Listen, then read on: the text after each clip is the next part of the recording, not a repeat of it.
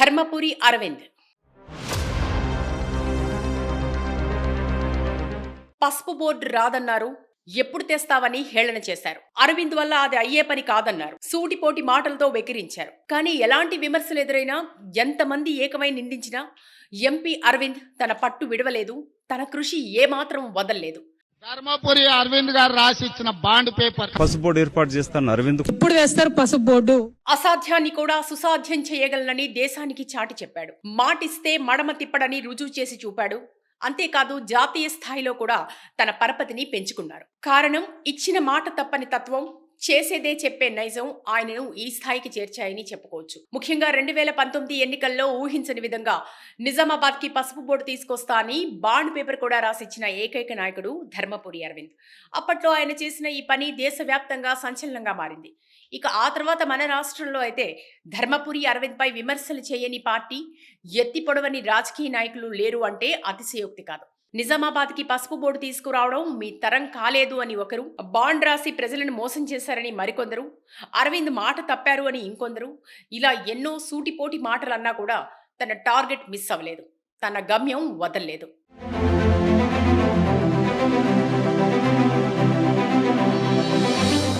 ఒక్కసారి మాట ఇచ్చారంటే ప్రాణం పోయినా వెనుకడుగు వేయని ధర్మపురి అరవింద్ ఆ దిశగా తీవ్రమైన ప్రయత్నాలు కొనసాగించారు. తన నియోజకవర్గ ప్రజల సుదీర్ఘ ఆకాంక్షను ప్రధాని నరేంద్ర మోడీకి వివరించి నిజామాబాద్ ప్రజలకు పసుపు బోర్డు ఎంత ప్రాధాన్యమో తెలిపి ఒప్పించేలా చేసిన అసమానమైన నాయకుడు అరవింద్. ఇక ఆ తర్వాత స్వయంగా ప్రధాని మోడీ ఇక్కడికి విచ్చేసి బోర్డు ఏర్పాటుపై ప్రకటన చేయించి తాను ప్రజలకిచ్చిన మాటను నిలబెట్టుకున్నారు.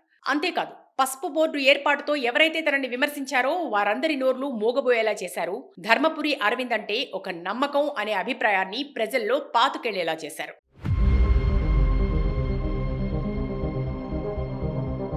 దీంతో మళ్లీ అదే నిజామాబాద్ నుండి ఎంతమంది ఉద్దండులు పోటీలో నిలిచినా, ఎన్ని ప్రయత్నాలు చేసినా 2024 ఎన్నికల్లో కూడా ప్రజలు మరోసారి ధర్మపురి అరవింద్కే బ్రహ్మరథం పట్టారు. ఇక రెండవసారి ఎంపీగా బాధ్యతలు చేపట్టిన ధర్మపురి అరవింద్ తన నియోజకవర్గ ప్రజల కోసం ఆహర్నిశలు కష్టపడుతూనే ఉన్నారు. ఈసారి చెప్పినవే కాకుండా ముందే చెప్పని అనేక అభివృద్ధి పనులను కూడా చకచకా చేస్తూ నాయకుడంటే ఇలా ఉండాలి అని ప్రజల చేత అనిపించుకున్నారు. ఇదే నిబద్ధత, ఇదే సేవా దృక్పథం ధర్మపురి అరవింద్ ని తొందరలోనే కేంద్ర మంత్రిని కూడా చేస్తాయనే ఆశాభావం వ్యక్తం చేస్తున్నారు నిజామాబాద్ ప్రజలు. ఏది ఏమైనా తెలంగాణ రాష్ట్ర రాజకీయాల్లో తనకంటూ ఒక ప్రత్యేక స్థానాన్ని కైవసం చేసుకున్న ధర్మపురి అరవింద్ నిఖాసైన నాయకుడిగా, బీజేపీ పవర్ఫుల్ లీడర్ గా రోజు రోజుకు మరింత ముందుకెళ్లాలని ఆశిద్దాం. ధర్మపురి అరవింద్ పసుపు బోర్డు రాదన్నారు. ఎప్పుడు తెస్తావని హేళన చేశారు. అరవింద్ వల్ల అది అయ్యే పని కాదన్నారు. సూటిపోటి మాటలతో వెకిరించారు. కానీ ఎలాంటి విమర్శలు ఎదురైనా, ఎంతమంది ఏకమై నిందించినా ఎంపీ అరవింద్ తన పట్టు విడవలేదు. తన కృషి ఏమాత్రం వదల్లేదు. ధర్మపురి అరవింద్ గారు రాసి ఇచ్చిన బాండ్ పేపర్ పసుపు బోర్డు ఏర్పాటు చేస్తాను అరవింద్ ఇప్పుడు వేస్తారు పసుపు బోర్డు. అసాధ్యాన్ని కూడా సుసాధ్యం చేయగలనని దేశానికి చాటి చెప్పాడు. మాటిస్తే మడమ తిప్పడని రుజువు చేసి చూపాడు. అంతేకాదు జాతీయ స్థాయిలో కూడా తన పరపతిని పెంచుకున్నారు. కారణం ఇచ్చిన మాట తప్పని తత్వం, చేసేదే చెప్పే నైజం ఆయనను ఈ స్థాయికి చేర్చాయని చెప్పుకోవచ్చు. ముఖ్యంగా 2019 ఎన్నికల్లో ఊహించని విధంగా నిజామాబాద్ కి పసుపు బోర్డు తీసుకొస్తా అని బాండ్ పేపర్ కూడా రాసిచ్చిన ఏకైక నాయకుడు ధర్మపురి అరవింద్. అప్పట్లో ఆయన చేసిన ఈ పని దేశవ్యాప్తంగా సంచలనంగా మారింది. ఇక ఆ తర్వాత మన రాష్ట్రంలో అయితే ధర్మపురి అరవింద్ పై విమర్శలు చేయని పార్టీ, ఎత్తి పొడవని రాజకీయ నాయకులు లేరు అంటే అతిశయోక్తి కాదు. నిజామాబాద్ కి పసుపు బోర్డు తీసుకురావడం మీ తరం కాలేదు అని ఒకరు, బాండ్ రాసి ప్రజలను మోసం చేశారని మరికొందరు, అరవింద్ మాట తప్పారు అని ఇంకొందరు, ఇలా ఎన్నో సూటిపోటి మాటలు అన్నా కూడా తన టార్గెట్ మిస్ అవ్వలేదు. తన గమ్యం వదల్లేదు.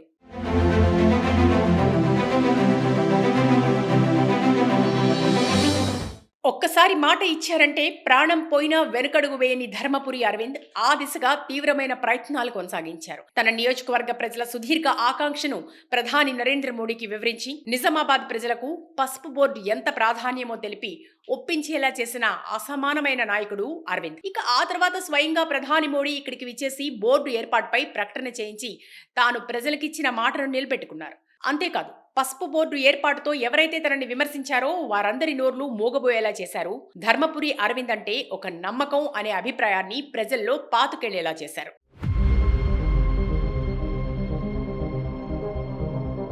దీంతో మళ్ళీ అదే నిజామాబాద్ నుండి ఎంతమంది ఉద్దండులు పోటీలో నిలిచినా, ఎన్ని ప్రయత్నాలు చేసినా 2024 ఎన్నికల్లో కూడా ప్రజలు మరోసారి ధర్మపురి అరవింద్కే బ్రహ్మరథం పట్టారు. ఇక రెండవసారి ఎంపీగా బాధ్యతలు చేపట్టిన ధర్మపురి అరవింద్ తన నియోజకవర్గ ప్రజల కోసం ఆహర్నిశలు కష్టపడుతూనే ఉన్నారు. ఈసారి చెప్పినవే కాకుండా ముందే చెప్పని అనేక అభివృద్ధి పనులను కూడా చకచకా చేస్తూ నాయకుడంటే ఇలా ఉండాలి అని ప్రజల చేత అనిపించుకున్నారు. ఇదే నిబద్ధత, ఇదే సేవా దృక్పథం ధర్మపురి అరవింద్ని తొందరలోనే కేంద్ర మంత్రిని కూడా చేస్తాయనే ఆశాభావం వ్యక్తం చేస్తున్నారు నిజామాబాద్ ప్రజలు. ఏది ఏమైనా తెలంగాణ రాష్ట్ర రాజకీయాల్లో తనకంటూ ఒక ప్రత్యేక స్థానాన్ని కైవసం చేసుకున్న ధర్మపురి అరవింద్ నిఖాసైన నాయకుడిగా, బీజేపీ పవర్ఫుల్ లీడర్ గా రోజురోజుకు మరింత ముందుకెళ్లాలని ఆశిద్దాం. ధర్మపురి అరవింద్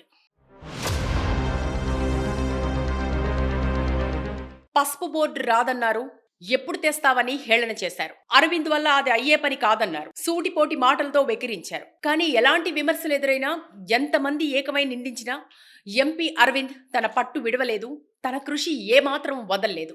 ధర్మపురి అరవింద్ గారు రాసి ఇచ్చిన బాండ్ పేపర్ పసుపు బోర్డు ఏర్పాటు చేస్తాను అరవింద్ ఎప్పుడు వేస్తారు పసుపు బోర్డు? అసాధ్యాన్ని కూడా సుసాధ్యం చేయగలనని దేశానికి చాటి చెప్పాడు. మాటిస్తే మడమ తిప్పడని రుజువు చేసి చూపాడు. అంతేకాదు జాతీయ స్థాయిలో కూడా తన పరపతిని పెంచుకున్నారు. కారణం ఇచ్చిన మాట తప్పని తత్వం, చేసేదే చెప్పే నైజం ఆయనను ఈ స్థాయికి చేర్చాయని చెప్పుకోవచ్చు. ముఖ్యంగా 2019 ఎన్నికల్లో ఊహించని విధంగా నిజామాబాద్ కి పసుపు బోర్డు తీసుకొస్తా అని బాండ్ పేపర్ కూడా రాసిచ్చిన ఏకైక నాయకుడు ధర్మపురి అరవింద్. అప్పట్లో ఆయన చేసిన ఈ పని దేశవ్యాప్తంగా సంచలనంగా మారింది.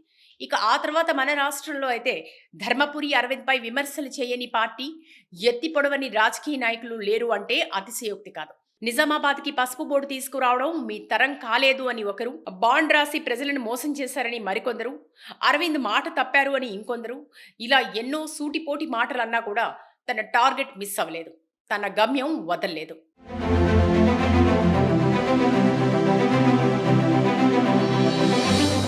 ఒక్కసారి మాట ఇచ్చారంటే ప్రాణం పోయినా వెనుకడుగు వేయని ధర్మపురి అరవింద్ ఆ దిశగా తీవ్రమైన ప్రయత్నాలు కొనసాగించారు. తన నియోజకవర్గ ప్రజల సుదీర్ఘ ఆకాంక్షను ప్రధాని నరేంద్ర మోడీకి వివరించి నిజామాబాద్ ప్రజలకు పసుపు బోర్డు ఎంత ప్రాధాన్యమో తెలిపి ఒప్పించేలా చేసిన అసమానమైన నాయకుడు అరవింద్. ఇక ఆ తర్వాత స్వయంగా ప్రధాని మోడీ ఇక్కడికి విచ్చేసి బోర్డు ఏర్పాటుపై ప్రకటన చేయించి తాను ప్రజలకిచ్చిన మాటను నిలబెట్టుకున్నారు. అంతేకాదు పసుపు బోర్డు ఏర్పాటుతో ఎవరైతే తనని విమర్శించారో వారందరి నోర్లు మోగబోయేలా చేశారు.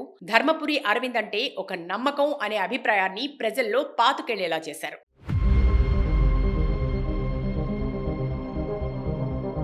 దీంతో మళ్ళీ అదే నిజామాబాద్ నుండి ఎంతమంది ఉద్దండులు పోటీలో నిలిచినా, ఎన్ని ప్రయత్నాలు చేసినా 2024 ఎన్నికల్లో కూడా ప్రజలు మరోసారి ధర్మపురి అరవింద్కే బ్రహ్మరథం పట్టారు. ఇక రెండవసారి ఎంపీగా బాధ్యతలు చేపట్టిన ధర్మపురి అరవింద్ తన నియోజకవర్గ ప్రజల కోసం ఆహర్నిశలు కష్టపడుతూనే ఉన్నారు. ఈసారి చెప్పినవే కాకుండా ముందే చెప్పని అనేక అభివృద్ధి పనులను కూడా చకచకా చేస్తూ నాయకుడంటే ఇలా ఉండాలి అని ప్రజల చేత అనిపించుకున్నారు. ఇదే నిబద్ధత, ఇదే సేవా దృక్పథం ధర్మపురి అరవింద్ని తొందరలోనే కేంద్ర మంత్రిని కూడా చేస్తాయనే ఆశాభావం వ్యక్తం చేస్తున్నారు నిజామాబాద్ ప్రజలు.